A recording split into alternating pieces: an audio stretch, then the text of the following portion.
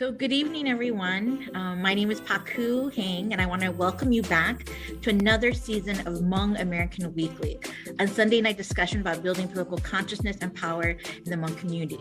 I'm joined this evening by my co-host, Terry Tao, the amazing Terry Tao, an adjunct teacher at Metro State University and chair of the East Side Senate District 67 DFL party, as well as Minnesota State Representative for House District 67B, Xuv Xwm. Now, for folks who don't know, Terry, Jay, and I began this show right before the 2020 election because there was a lot of disinformation being spewed in the Hmong community. And we believe that the best way to combat disinformation is to build a resilient political consciousness, hence these weekly conversations. Now, we don't hide the fact that we're all Democrats, and we see this weekly show as one part politics and another part civics 101. So while the 2020 elections are over, thank goodness, the work to build a resilient political consciousness and political power in the Hmong community continues. So before we get started on tonight's really interesting show, let's check in with our other co-hosts and see what they've been up to and what are they seeing in politics. Hey, Terry. Hey, Jay. How are you guys doing? Yeah, I'm doing good. Thanks, Paku. It's great seeing you all again. Great being back. Let's see, what have been up to politically? Again, getting ready for 2022. So just as we close the door, on 2020, and tonight we'll be recapping 2021. Next year is going to be a really big year. So I'm preparing for precinct caucuses and conventions for Senate District 67. So right here on the East Side. So there will be, so I apologize in advance, everybody. We are going to be back with the ads and the calls, but the best way to participate, it's the best way to participate in our democracy. So yeah, but otherwise, personally, I was on a sabbatical for a part of the summer. So I did some learning, I did some relaxing, but otherwise, I'm busy just, being a mom, right? And so my kids are back in school in person. So that's always a different, presents itself a different issue. And I will be talking about additional COVID issues later, but yeah, that's and family. So it's been since we last met, there have been good things and some very sad things that have happened. So, but that's life. Mm-hmm. Awesome. Thanks, Terry. What about you, Jay? How's it going with you? It's been a crazy summer with legislative tours. So I'm on the House Capital Investment Committee. In the last month and a half or two, we've been traveling to all corners of the state, listening to Minnesotans about their needs for infrastructure. And we finally just wrapped up in the Twin Cities last week here in Minneapolis and St. Paul. And then around the same time, President Biden and in Congress passed the infrastructure bill. So just busy trying to see what we're going to be doing for this next legislative session. And as Terry said, also preparing for the next midterm election. So a lot of work ahead. So you two, I feel like we can't, really, the elephant in the room, right, was the ruling out of Kenosha, Wisconsin last Friday with Kyle Rittenhouse. What are you all thinking? Any reflections? Harry, Jay? Well, it's interesting. So obviously a lot of folks are outraged because this person crossed state lines, showed up with a AK-15 to kill people. So and it's interesting. The commentary is, even though we know how the justice or injustice system works, and there's a lot of people who are disappointed, and we're not surprised, but they still felt sad, and it's okay for us to collectively grieve. I think when I heard from a lot of Hmong folks, they really identified with Xwm and Dylan Yang, who were two men in Wisconsin who were all, and so who were sentenced. Yeah, sentenced. Xwm killed 6 people, and Dylan Yang, I think he was assaulted, or I can't remember his story, but his case. But a lot of people talked about it, and I think the more conscious we are raising about the injustice system, the more we can, good organizing, agitate people, get them involved, and so not just stay and static in this moment, but let's continue to work and build the movement. Yeah, exactly.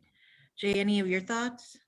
Yeah, no, I think I will just reiterate what my colleague, Representative Ruth Richardson said. There really are two justice systems.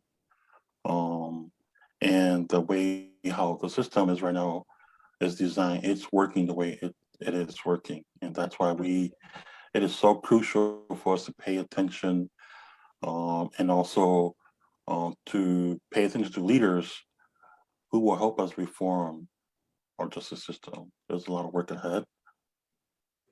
Right. I'm reminded of Emmett Till, right, and his death and how his mom was like, open up the casket and let people see. And I feel like Friday's ruling or Friday's verdict, people are seeing, people just like George Floyd, just like this, people are seeing you can be Hmong like us or Black or Puerto Rican, Korean or white. And, your eyes and what you're hearing, you cannot run, that there are two different systems. So listen, that's like, it starts like that's exactly where we're at, right? And why we need to have really a robust and engaged citizenry to really make sure that our democracy reflects the best of us and is inclusive, because we know it's not there yet. So since the last time that we met, right, St. Paul and Minneapolis and many other jurisdictions across the state of Minnesota have had school board races, they've had city council races, they've even had mayoral races, right? And the results in St. Paul and Minneapolis were really interesting. Controversial maybe, but interesting. Who won, who lost, and why? Tonight, folks, we have two amazing and really experienced political leaders who will help us shed light on some of these questions and more. That's right. And as Paku shared, we're honored to have HwaJeong, who is a community organizer and the executive director of the Minnesota Voices, a coalition of organizations working toward permanent social and racial economic justice by increasing civic engagement and voter participation across the state. Prior to holding that position, she was also a policy staff for St. Paul Council President Amy Brimelin, and she served on the St. Paul Planning Commission and its zoning committee. She's also an alumni of the Nexus Community Partners Boards and Commission Leadership Institute, which I think has some ties to Terry. And then we also have Javier Morillo, who is a writer, podcaster, activist, political commentator, and performer in Minnesota. He is the former president of SEIU Local 26, which represents over 8,000 immigrant property service workers in Twin Cities, and has worked on a number of campaigns to elect people of color into public office, including Congresswoman Ilhan Omar. Javier is also the creator and a co-host of the podcast Wrong About Everything, a bipartisan take on Minnesota and national politics. Yeah.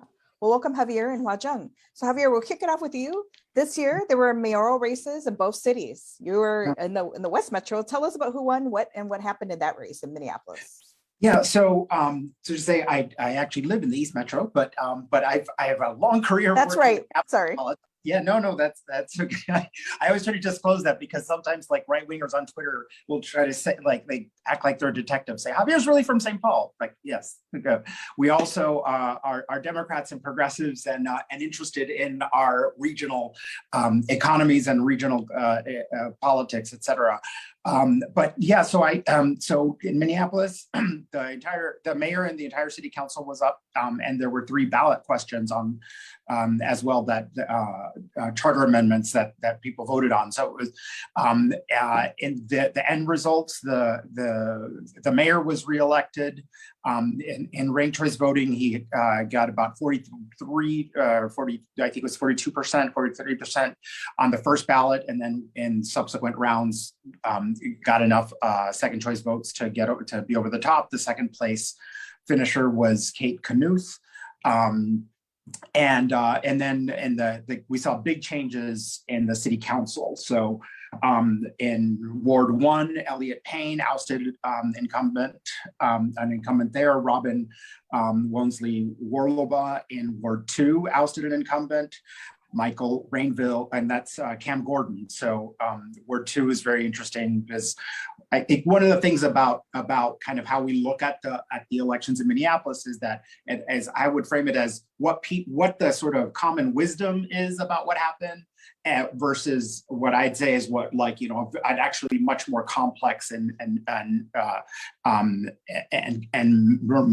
messy reality on the ground. Like the common wisdom is that that the pro-police faction in city politics and the more moderate Democrats really won out. But what we saw in these council races, and I'll keep going down the line, is that there was anti-incumbent sentiment, most certainly, but both progressive and more moderate members lost. So Michael Rainville defeated Steve Fletcher, progressive council member. Latricia Vitaw defeated Philippe Cunningham, a progressive council member. Jeremiah Ellison kept his seat in Ward 5, and that was down to the wire there. Jamal Osman kept his seat in Ward 6, Lisa Goodman in Ward 7, Andrew Jenkins in Ward 8, and then Jason Chavez. It was an open seat, Ward 9, but he's one of 3 Democratic socialists elected. So Jason Chavez, Aisha Choktai being the second one, and the third being Robin, who I mentioned earlier, Robin Wansley from Ward 2. Ward 11, Emily Koski defeated progressive incumbent Jeremy Schrader, and 12 and 13 kept their council members Andrew Johnson and Lene Palmisano. So on the whole, right, I think that and we'll be talking more about the ballot question results, but I think it was a really sort of mixed night for more progressive folks. The big question, I think, that defined the race was public safety and that charter question, and I think that also ended up having a big impact on the mayor races and the council races. Thank you, Javier. And thanks for kind of doing a debrief. And anything you think about, particularly the mayoral race, there had been a lot of critiques of Mayor Jacob Frey, who won the re-election. Were you surprised at how well he did? Because I know both of his challengers had a really interesting strategy, right, where they asked people to not rank him.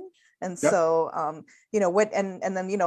sometimes, and we're still doing a lot of education about ranked choice voting, especially with Hmong voters, and other voters of color. But tell us a little bit about what you thought about that.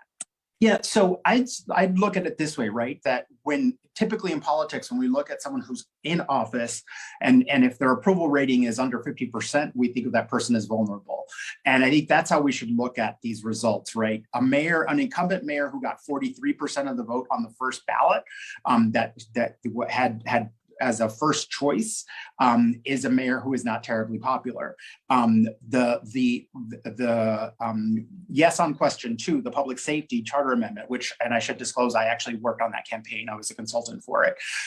We actually got more votes for that charter amendment than the mayor got first round votes. So again, sort of split results there in terms of really gauging the public opinion. I was not surprised, I think that the mayor had two major challengers. Sheila Nazad was the more progressive, comes out of the police reform and abolitionist movement. And Kate Knuth, who is whose her strategy was more to go after soft Frey supporters. But she got a very late start. They just filed this last year, and folks know me know, but I've been a really harsh critic of the mayor of Minneapolis, and continue to be so. I think part of what happened, right, is that more people did not jump in earlier, because last year's, like, from the moment George Floyd was murdered by the Minneapolis Police Department, there's been chaos in the city, right? And so, names, there were people that I hoped might jump in, people like Senator Scott Dibble or folks like that. And I think had someone with like Scott Dibble's name jumped in, I think he would have won handily. So I'm not surprised. I've said before, I think that the mayor benefited from the city looking ungovernable, frankly, because it's so chaotic chaotic there. And the results are, I think, being read by his supporters and more establishment folks in Minneapolis as a victory for moderates. But again, I think that this is, the results are very mixed. Thank you. And then HwaJeong, tell us about where we are all apparently residents in the East Metro. Tell us about here. We had a mayoral race too here in St. Paul, right? Tell us a bit about that. We did, yeah. And then also as a BCLI alum, just a shout out to Paku Hang because she was a trainer in my cohort and it was incredible. I tell everyone about the program. I would not be here without it. So just very,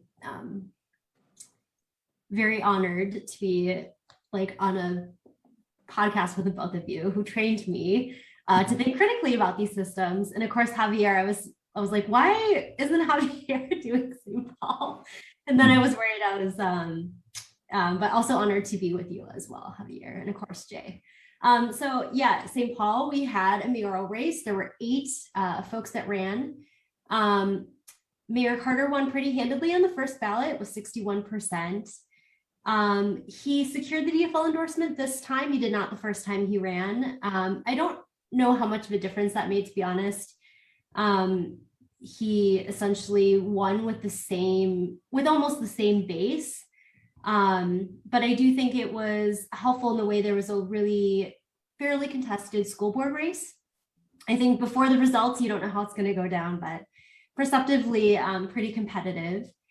And he actually increased his support in every ward from his first run. The largest increase was 28% in Ward 3.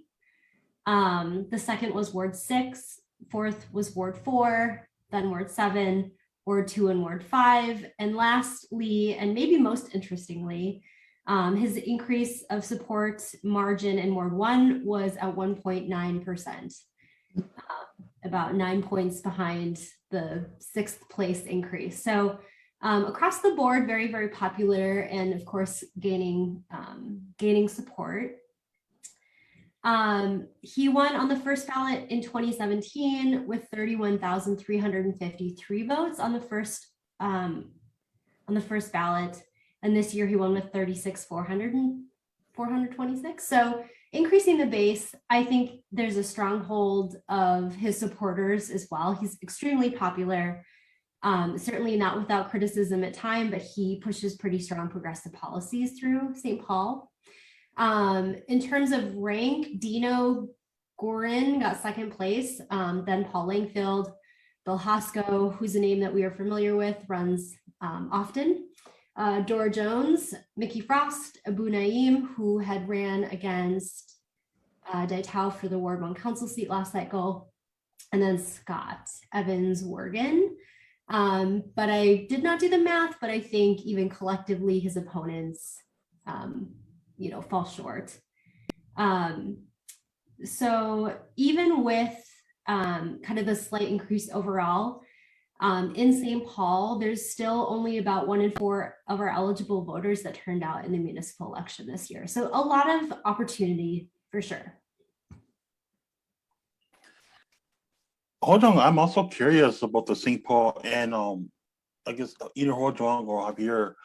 I'm also curious, in the St. Paul school board races, not all of the DFL endorsed or union endorsed candidates received the most votes. What does that say about our political party and the unions here in St. Paul, or does it say anything?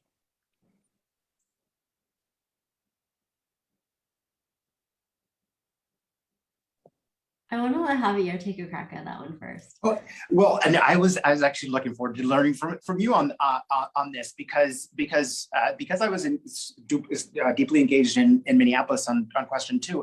Actually, was not focused on school board, and so I did a lot of last minute research myself, which was just to figure out who to vote for. So I didn't, so I wasn't tracking the major issues. So I'd love to hear kind of how you place it within the context of of these other conversations happening with your rent control. Like, is there a progressive slant to it? I feel like in St. Paul, often school board races are more about kind of parent and issues, maybe like the. But yeah, what are you thinking?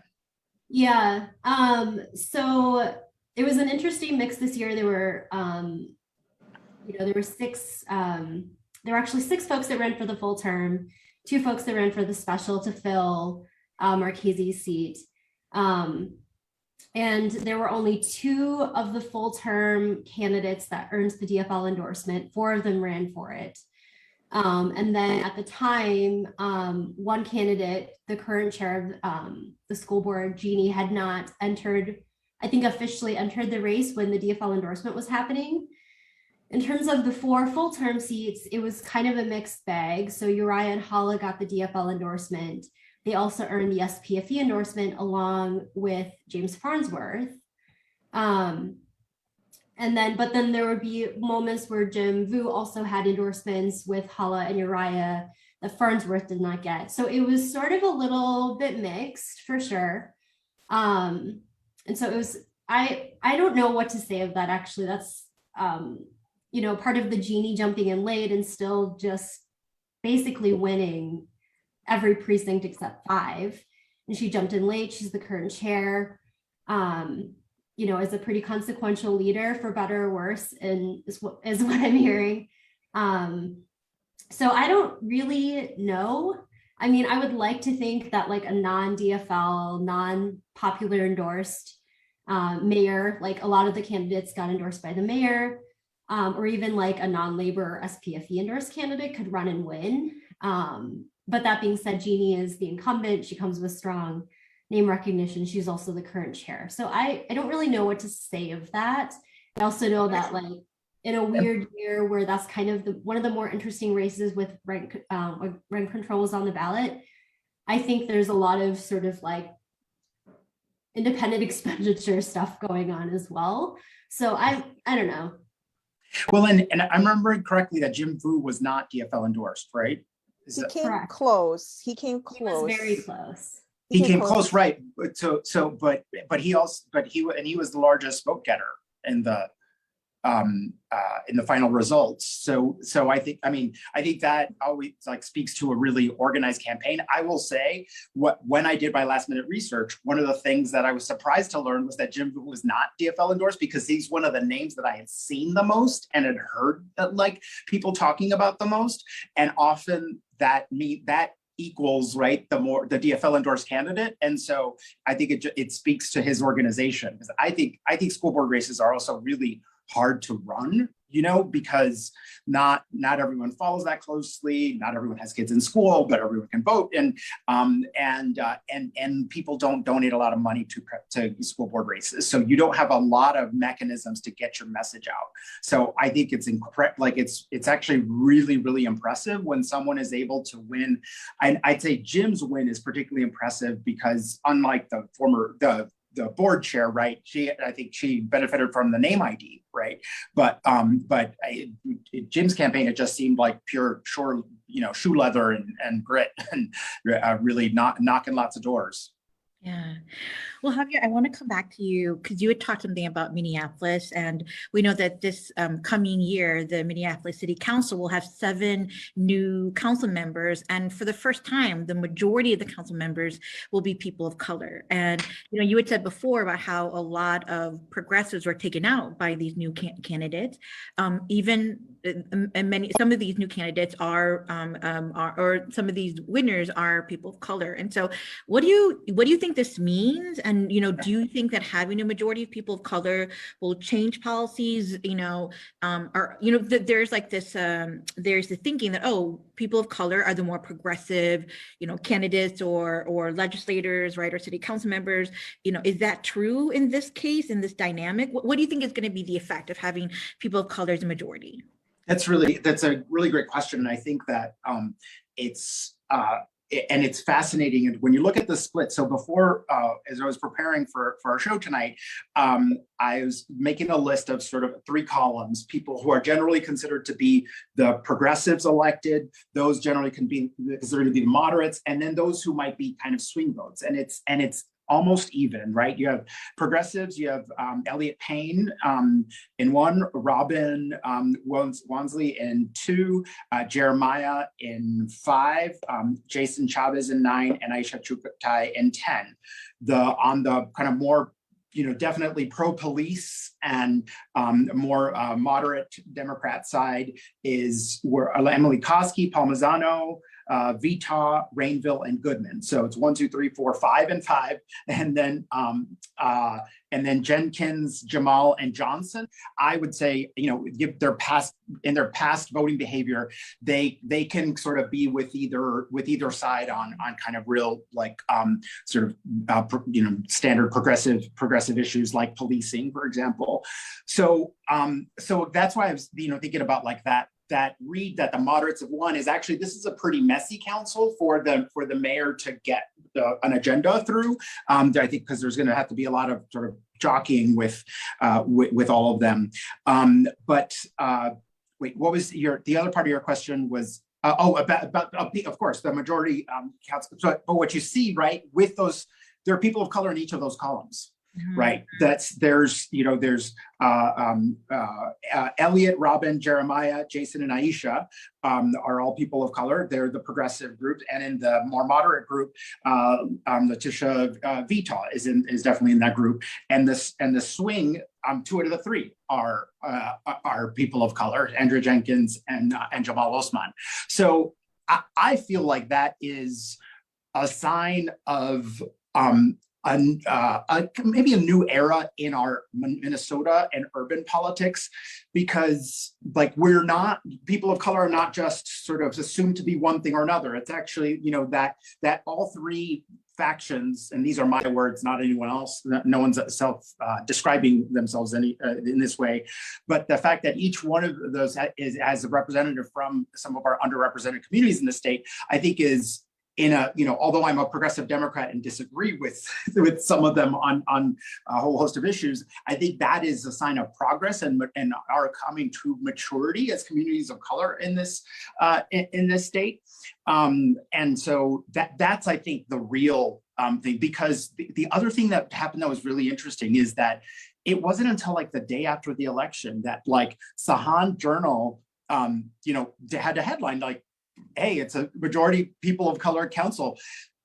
I think there might have been years past when the fact that there might be a majority council would have itself been a thing that people talked about before the election. But it was like, everyone was like, oh, by the way, by the way, it's a majority of people of color. Everyone was like, oh, yes, it is.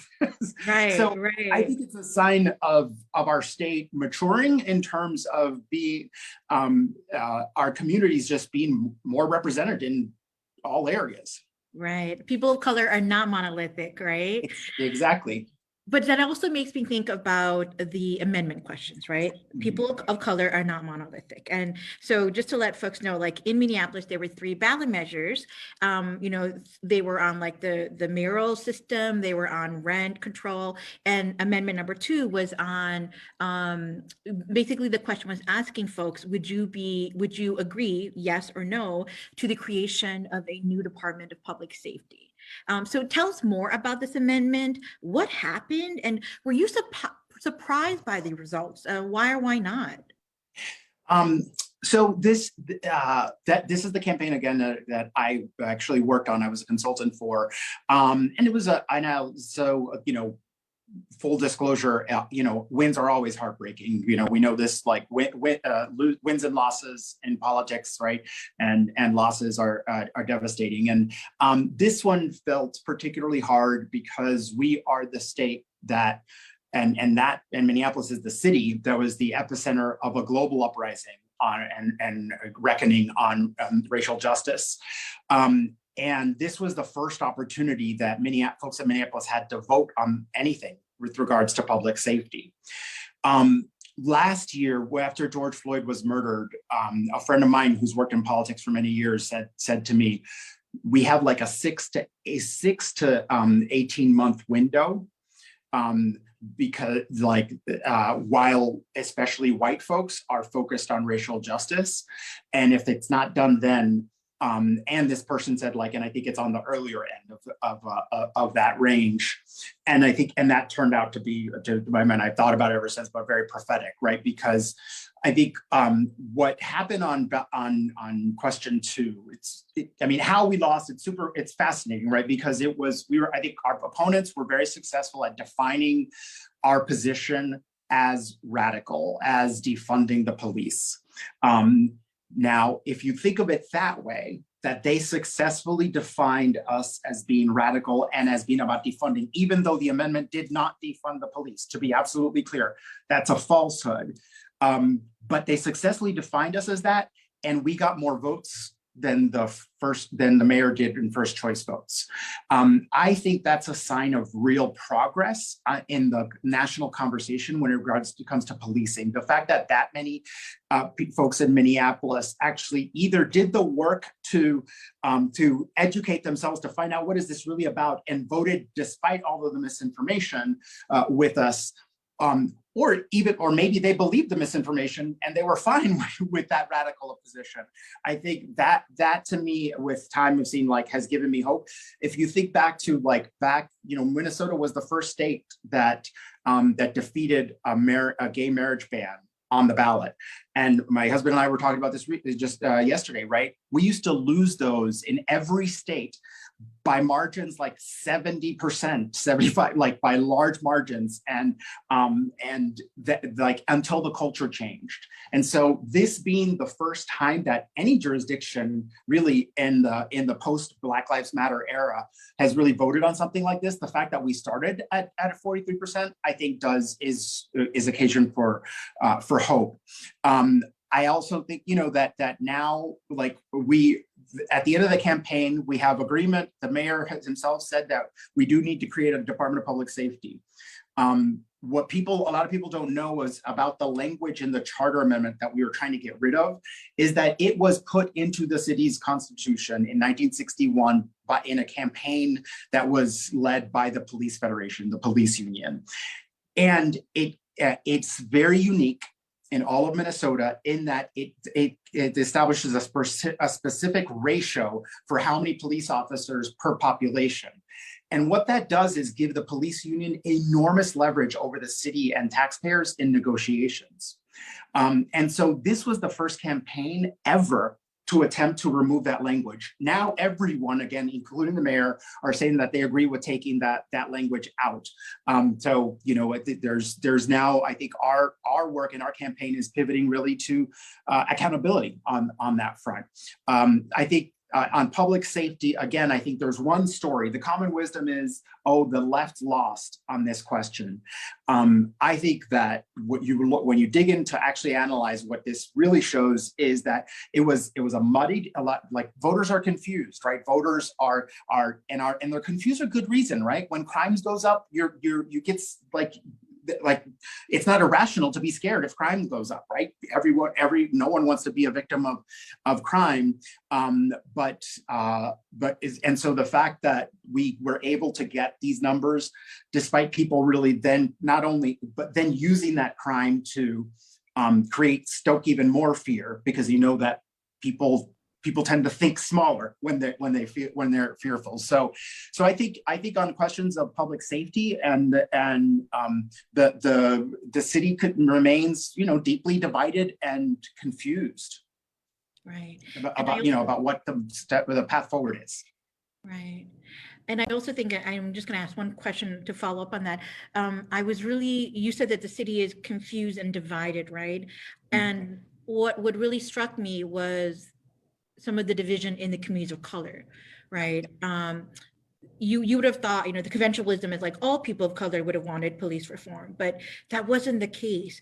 What do you think was the heart of that? And do you think that that's going to have a lasting effect? So I'm so glad you asked that question, because I think that question is really super complicated and nuanced, right? Because on the one hand, I think there were deliberate efforts to divide our communities from each other.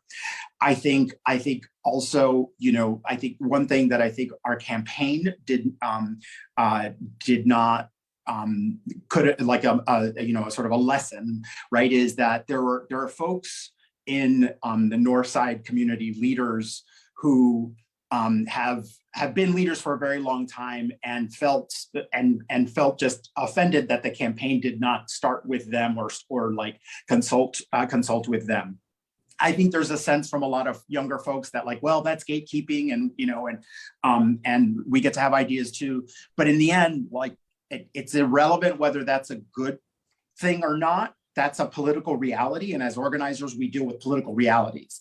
And I think that if we had to do that over, I think that's the way in which the Black community was really divided. And I think the Black community was divided from what I could see the results from the conversations in our campaign and our allies, was that what people consistently said is, all I want is to be able to call the police, call for help when I need it, and to not fear who comes. It's very simple. And I think that gets lost, right, in this debate about when it gets very like it's all black and white of that, abolish the police, or do you either love the police or you don't. That people understand like that communities of color and lower income communities, we suffer the most from crime. We like our communities are hurt the most. Like we have a vested interest in there being less crime. This is not that's why we want better policing. And so I think that to me is going to be a lasting question. Those internal conversations within the African American community, but then within us who are not people of color but not Black, I think we have a lot of internal conversations to have in our own communities as well. I have had conversations with a lot of Latino friends about just a lot of the real anti-Blackness that pervaded a lot of the messaging for folks who were against the Charter Amendment. Good point.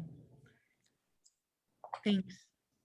Well, something that was on the ballot for both cities, and I'm going to actually turn to, but had a little bit more focus in St. Paul, was rent control, right? And so in St. Paul, it passed by 6% margin, and despite some last minute vocal objections from city council members. HwaJeong, what do you think happened? And in particular, what do you think this will mean for landlords and renters in St. Paul? Yeah, so I think the one thing that I want to start with is just that the St. Paul Homes Coalition really started through many years ago. So the sort of organizing work was already very well established.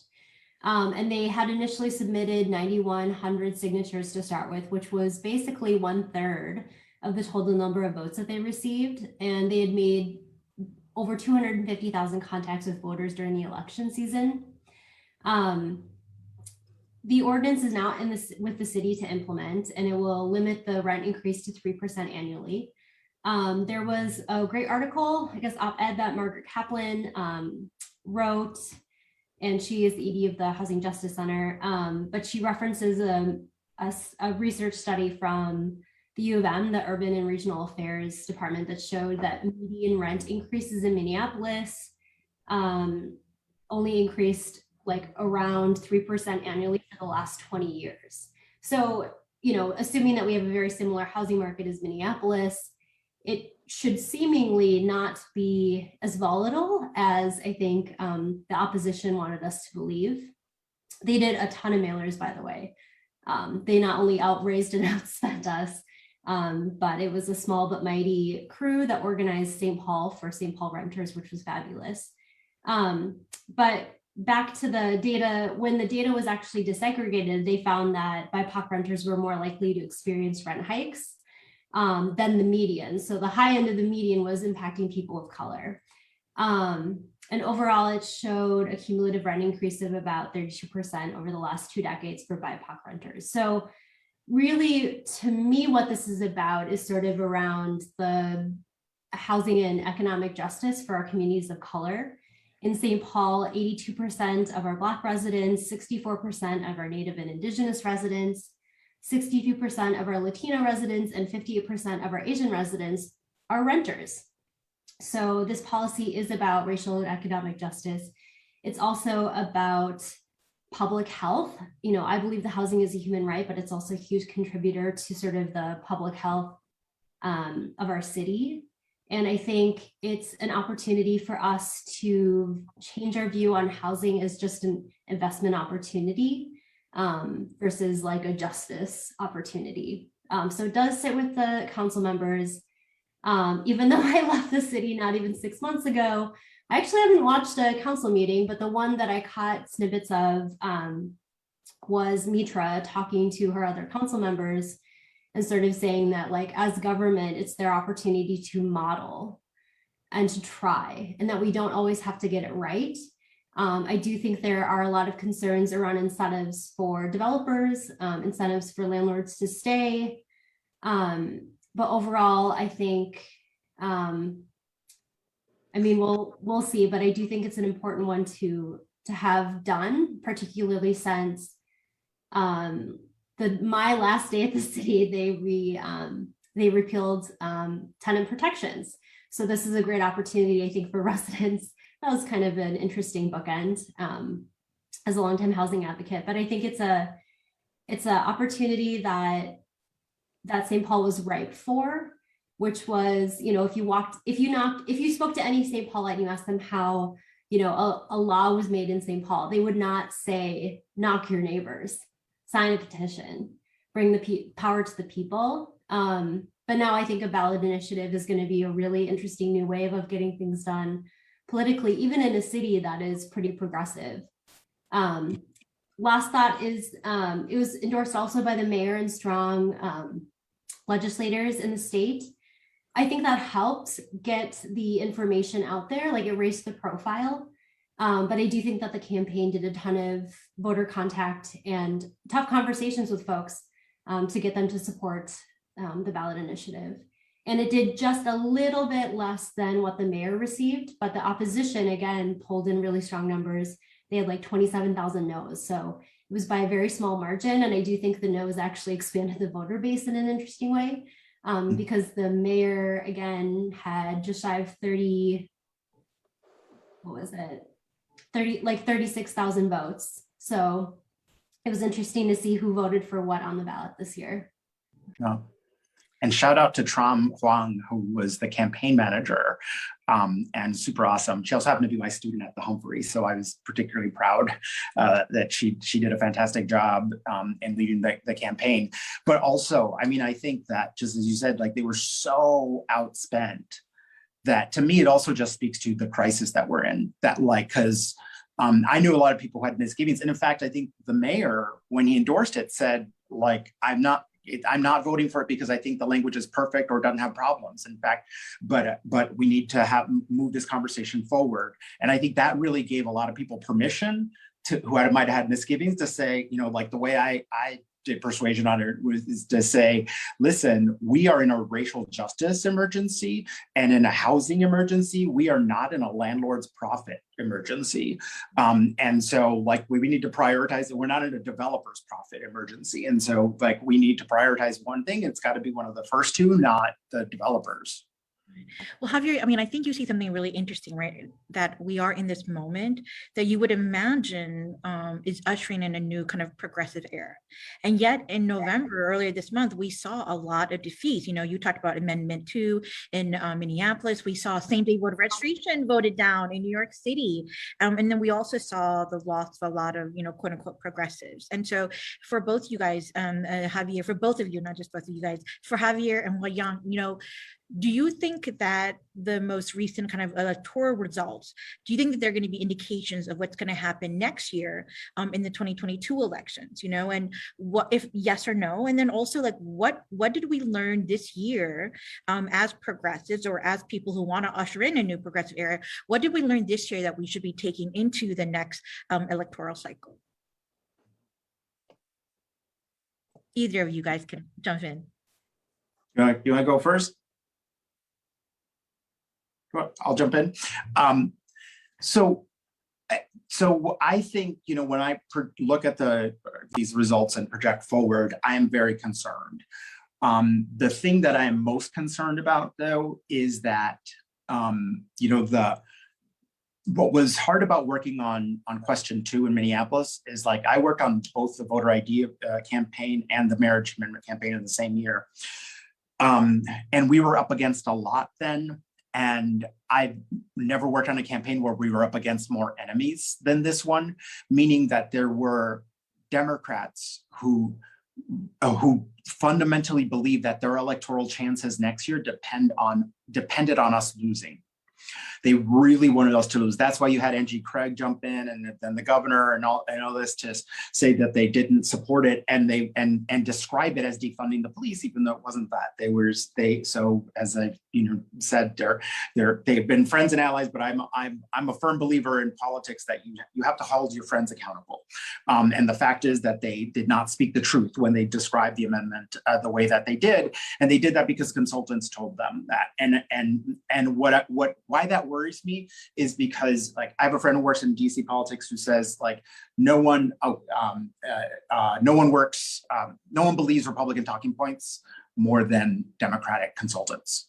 Like that they just like, and so, I was a part of a conversation here where person was like, yeah, I know it's not defund, but everyone thinks it is, and so we have to oppose it. And like, well, if we just give up, right, the ability to make the case, we should just stop being organizers, right? We should just stop doing social justice work, right? Because that's what organizing is. You talk to people and you move them from one position to another. And so if people believe it is one thing, but what it actually is an expansion of public safety, then we have to have those organizing conversations. And so it worries me that I think it's a mistake that Democrats make in midterm elections year after year after year, that because our turnout, the turnout of our base is lower in off years, there's always this belief, this magical pony belief that we can convince enough Republicans to vote our way by sounding like Republicans. And it never, ever works.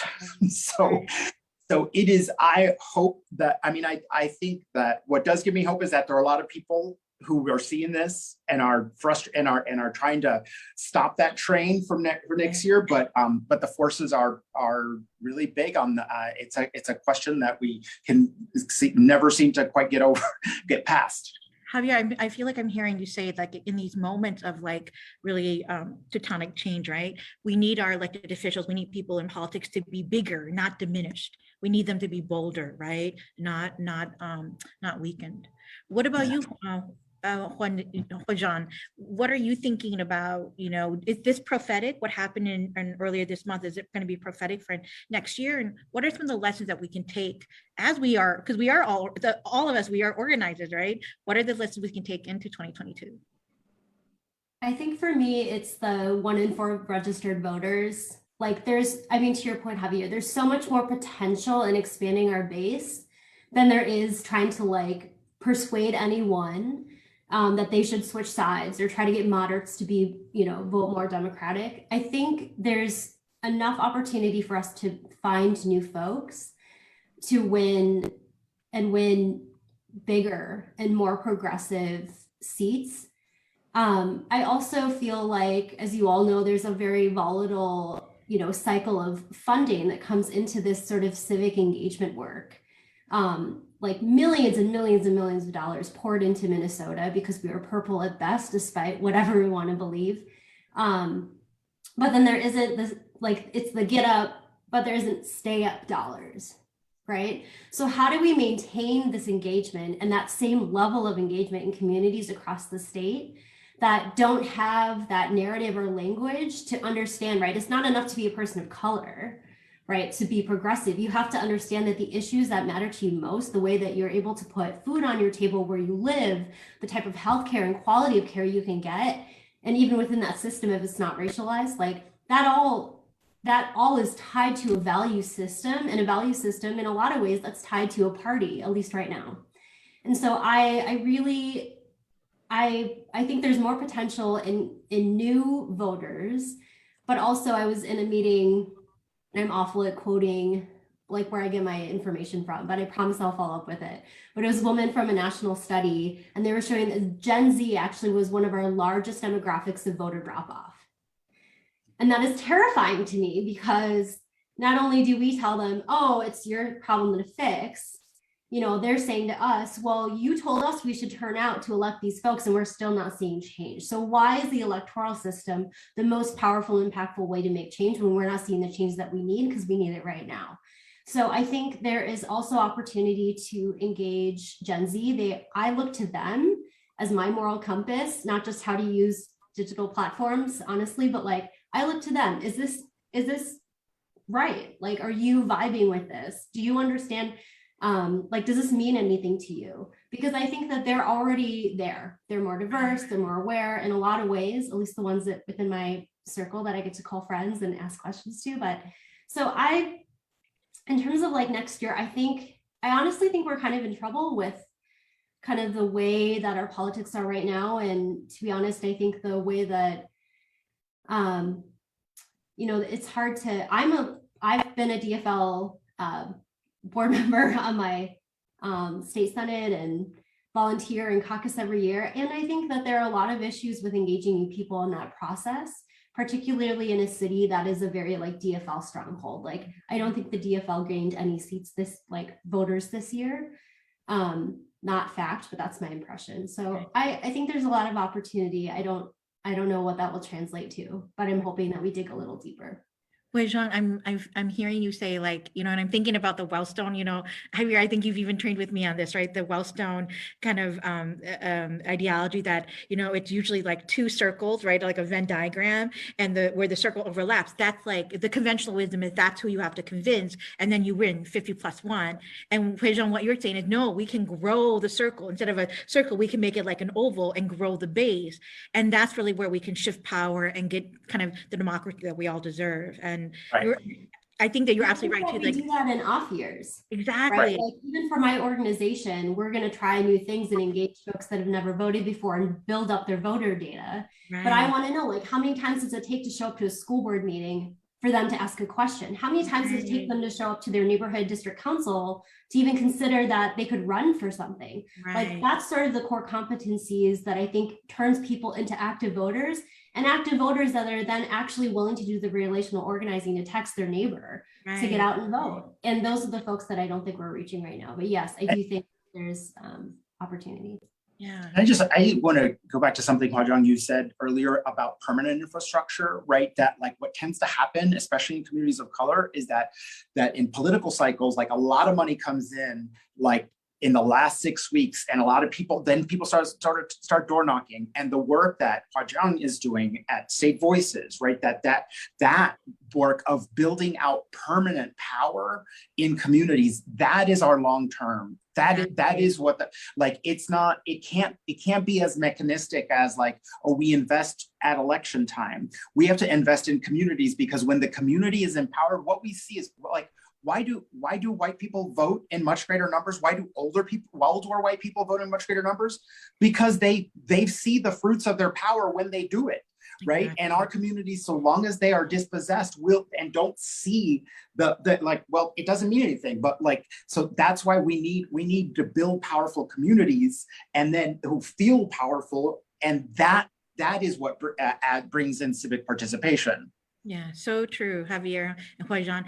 I know that Terry, you're going to say something as we close out, but I wanted to ask you, Jay, something, because Javier and HwaJeong are talking about how we have to build a base and how we really have to have conversations about our values to people who are not as engaged, or people who may feel and have been on the other side. But you've been traveling the state, you've been talking to folks, especially folks in rural Minnesota, who were really I think glued to their TV when they saw George Floyd, and they saw then all the uprising afterwards. They were really scared. I mean, folks like so far away from Minneapolis were scared that they were going to get kind of in a storm.